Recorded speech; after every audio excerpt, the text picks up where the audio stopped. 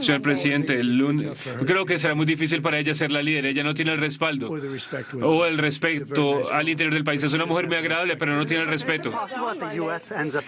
¿Estados Unidos termina administrando Venezuela por años? ¿Es posible? Mire, no nos costaría nada, porque el dinero que sale del terreno es sustancial. No nos costaría nada. Nosotros queremos seguridad ahí. Queremos estar rodeados por países que no estén alojando enemigos de todo el mundo. Era lo que estaba pasando. Uno no quiere eso. Pero vamos a reconstruir. No vamos a gastar dinero. Las compañías petroleras son las que van a gastar el dinero. Vamos a recuperar el petróleo que francamente debimos haber recuperado hace mucho tiempo. Hay mucho dinero que está saliendo de la tierra. Se nos va a reembolsar por todo lo que gastemos. Entonces, va a ser algo muy importante. Fue una noche muy importante la de ayer. Tenemos que estar rodeados por países seguros. También tenemos que tener energía, es muy importante. Tenemos que tener energía real, no un 4%, 5% de la energía extraída de la tierra. Mire, esto era un desastre. Lo que va a pasar con Venezuela, creo que en el periodo de un año, va a ser algo maravilloso y la gente de Venezuela va a ser el mayor beneficiario. Gracias, señor presidente. ¿Qué habló con Maduro? ¿Qué fue lo último que le dijo a Maduro? Bueno, mire, no quiero entrar en detalle, pero sí tuve conversaciones con él y le dije, tiene que rendirse. Y yo realmente pensé que estaba cerca de hacerlo, pero ahora seguro hubiera querido hacerlo. ¿Puede explicar? Dijo que había hablado con Maduro, responsable de narcotráfico. Usted perdonó al expresidente hondureño que fue encarcelado por asunto de narcotráfico. Bueno, yo respaldé al presidente ganador, al hombre que ganó en Honduras. Yo respaldé al hombre que ganó en Chile. Yo respaldé al hombre que ganó en Argentina. Y nos está yendo muy bien con ese grupo. El perdón, mire, si hubiese sido una situación similar a nuestra, es como Biden trató a Trump. No funcionó bien para ellos. Este era un hombre que fue perseguido injustamente. Era presidente, fue perseguido injustamente. Y hay una cantidad de personas así. Sentimos que era una situación bastante injusta la que le ocurrió a él. También es un miembro del partido, del hombre que ganó, obviamente. A esa gente le gustaba lo que yo estaba haciendo.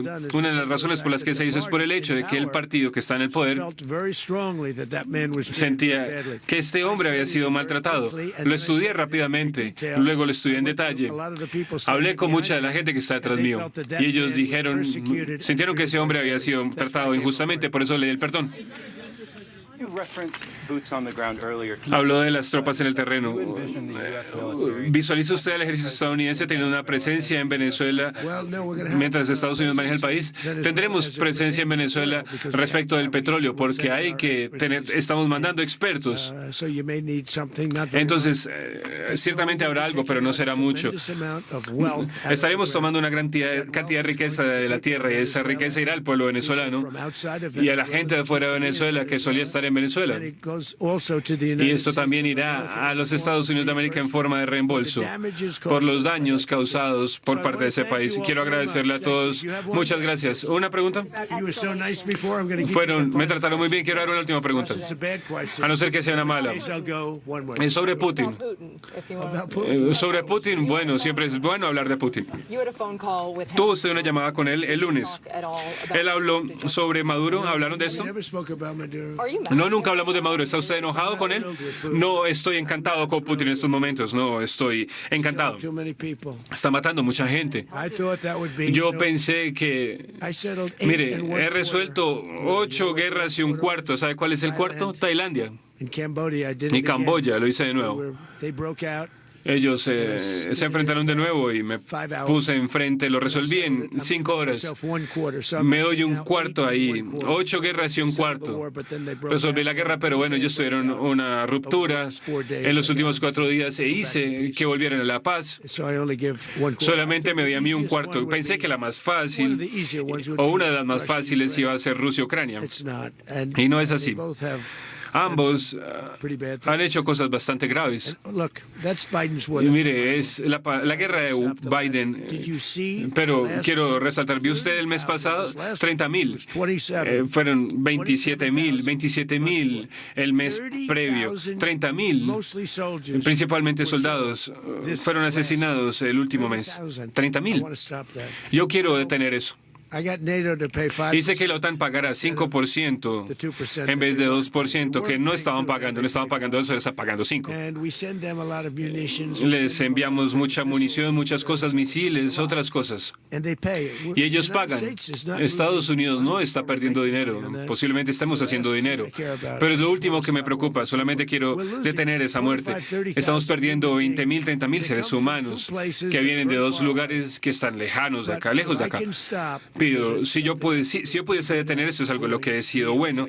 Haciendo tratos, se trata de un acuerdo, es un trato, la vida es un trato. Pero si yo pudiese detener esa guerra, impedir que 30,000 jóvenes, sumado al hecho de que esta gente está muriendo en Kiev o en otras ciudades, una cantidad inferior, pero están siendo asesinados arteramente. No, me alegra esto, pensé que esto iba a resolverse. Tenemos al señor Witkoff acá. Ahora creo que estamos haciendo progreso. Pero es una guerra que nunca hubiera ocurrido. Si yo fuese presidente, nunca hubiese ocurrido. Putin lo dice, todo el mundo lo dice. Si yo fuese presidente, esa guerra nunca hubiese ocurrido. Pero yo heredé esa guerra. Eso fue de Joe Biden, de Zelensky y de Putin. Yo llegué a esta situación y es un desastre. Y yo puedo decir esto. Vi una operación anoche que fue tan precisa, que fue tan brillante. Mire, fue increíble. Si tuviésemos gente como este general, nuestra gente, esa guerra no hubiera avanzado por mucho tiempo. Esa guerra, para usar un término viejo, esa guerra se ha convertido en un baño de sangre. Queremos que se acabe. Muchas gracias. Pasando ahí la punto de prensa, no solo de Donald Trump, sino también el secretario de Guerra, también el secretario de Estado Marco Rubio y también el general Dan Kane, donde entregaron ahí algunos detalles respecto a esta operación, donde hay varios puntos, Andrea, Rafa, en los que vale la pena detenerse, porque fue una intervención muy larga, donde además se dio tiempo Donald Trump para responder las preguntas de la prensa que estaba ahí esperando esa alocución, en la que ahí ya... vamos a ir por partes. Sí, respuestas con demasiada honestidad, uno podría pensar en algunos casos, respecto a, por ejemplo, el manejo de la industria petrolera venezolana, que va a quedar, decía, en manos de empresas estadounidenses que van a hacer recuperar esa industria, que van a generar muchísimo dinero, decía Donald Trump, que va a llegar a el pueblo venezolano. No sabemos muy bien de qué forma, pero el titular respecto a la declaración que ha hecho el presidente Donald Trump es que Estados Unidos va a dirigir o va a controlar, depende de cómo uno quiera traducirlo, o va a gobernar directamente Venezuela hasta que haya una transición segura, ordenada y jurídica.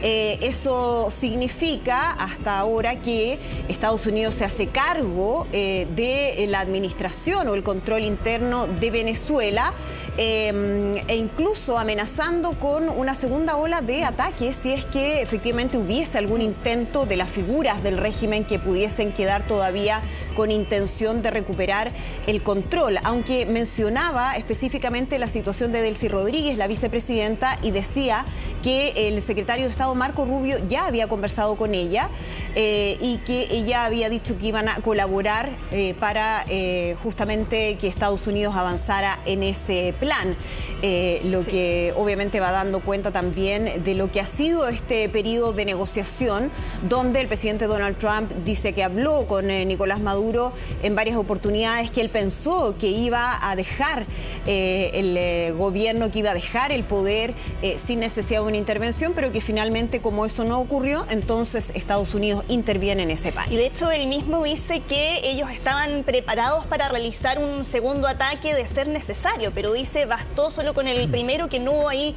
mayor resistencia por parte de las fuerzas de Venezuela. Pero claro, todavía siguen quedando ahí varias preguntas sobre la la situación de Delcy Rodríguez que tú mencionabas, Andrea. Todavía no sabemos su paradero, porque se había dicho que iba a estar, que estaba en Moscú.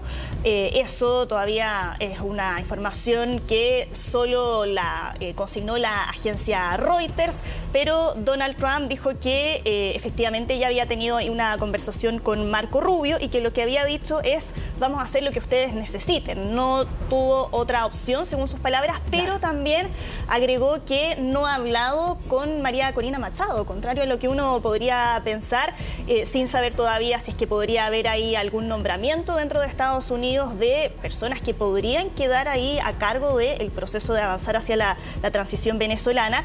Y además, dijo Donald Trump, María Corina Machado no tiene apoyo en Venezuela. Dijo, ella es una mujer muy amable, pero no tiene el respaldo, cuando aquí todo debiera apuntar, según lo que han dicho los mismos dirigentes de la oposición venezolana, a que sea Edmundo González y María Corina Machado quienes lideren todo ese proceso.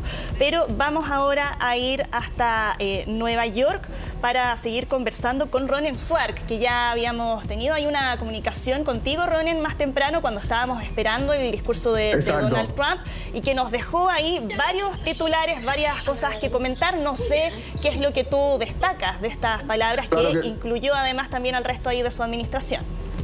Claro, Sole, Rafa, sí, la verdad que mucho dejó, ¿no? Porque en definitiva es lo que viene, lo que sucedió, por supuesto, con este agradecimiento a todo lo que han sido las fuerzas y cómo se prepararon, porque claro, esto no fue de un día para el otro, sino que contaron que hubo una preparación de meses con mucha colaboración de todas las fuerzas de los Estados Unidos para lograr este resultado concreto, que es la captura de Nicolás Maduro, que le dieron oportunidad a Nicolás Maduro de irse de Venezuela en forma voluntaria, pero que él no las aceptó e incluso se enfrentó a Donald Trump. Y claro, Donald Trump respondiendo a esto diciendo: conmigo no se juega, más allá de ser un presidente de la paz, si conmigo no siguen mis instrucciones, voy a ir con todo. Y esto es una advertencia para todo. Nosotros que somos latinoamericanos, para cualquier gobierno de Latinoamérica, porque esto ya lo hicieron en Venezuela, pero se puede replicar en otro líder que quiera hacer lo mismo que Maduro, se puede replicar a otra parte del mundo. Creo que lo central también tiene que ver con cómo continúa esto que vos contabas, Ole, el manejo de justamente el petróleo, que es clave en Venezuela. Y esto que creo que yo lo dejaba deslizar, digamos, cuando habló en Fox, él ya lo dijo, no tiene una sintonía más allá de lo que uno ve con María Corina Machado. Él no tiene, digamos, tienen algunas diferencias, son muchas, diríamos. Incluso le molestó mucho que ella haya ganado el premio Nobel de la Paz. Así que básicamente esto es un poco, así que de aquí en adelante es cómo continúa la transición y es clave dónde está la vicepresidenta, lo que tú señalabas, y hacia dónde va hoy Venezuela, porque también es un gran tema. Diosdado Cabello, ¿qué sucede? Los militares, todo esto es un proceso que se va a tener que dar en las próximas horas, ¿no?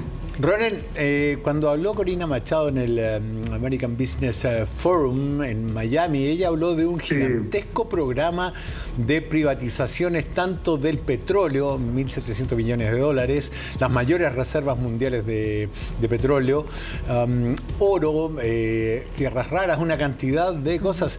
Yo suponía que eso iba a ser muy atractivo para Donald Trump, pero me parece que por sus declaraciones él pretende crear una suerte de protectorado, como ocurrió en Irak, hasta que se decida pasar el poder, ¿o no? ¿Es impresión mía o tú escuchaste lo mismo? Total, no, Rafa, es tal cual como tú dices. Sí, no es entregarle el poder a María Corina Machado, ni a Urrutia, ni al presidente elegido en lo que sucedió, digamos, en la elección, que obviamente Maduro se había autodefinido como presidente, pero que nunca mostró resultados. No, por ahora hay justamente esto que tú dices, clave. Va a haber una transición, se va armando, estamos trabajando con un grupo que está, por supuesto, muy cercano a Estados Unidos. No va a ser solo de un sector que le entreguemos el poder, sino que va a estar presente. Le hacía una muy buena pregunta a un periodista. ¿Van a estar presentes ahí? Porque es la gran cuestión, ¿no? Tocar e irse o quedarse. Bueno, él señala que se van a quedar o que van a tratar de hacer esta transición, más allá del petróleo que considera que lo va a manejar Estados Unidos,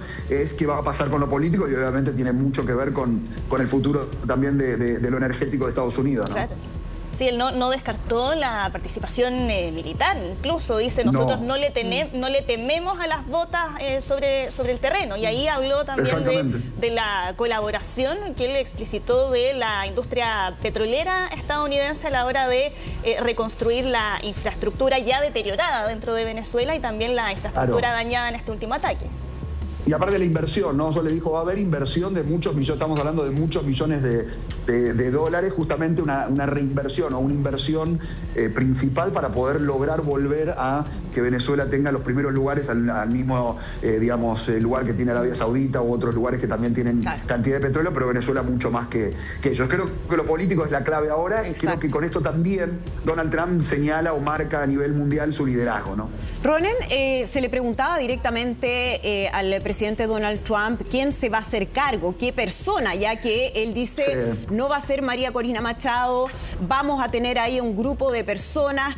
Él mencionaba como ejemplos exitosos de derrocamientos a Soleimani, que no fue un presidente, era un militar iraní que fue asesinado en Irak, a al-Baghdadi, que era el líder del Estado Islámico, que fue asesinado en Siria, pero es distinta la situación de líderes, dictadores o presidentes que han sido derrocados y que han comenzado con un periodo de inestabilidad, esas intervenciones, ¿no? Por eso se le preguntaba directamente al presidente Trump respecto a eso, sin que haya todavía una respuesta muy clara.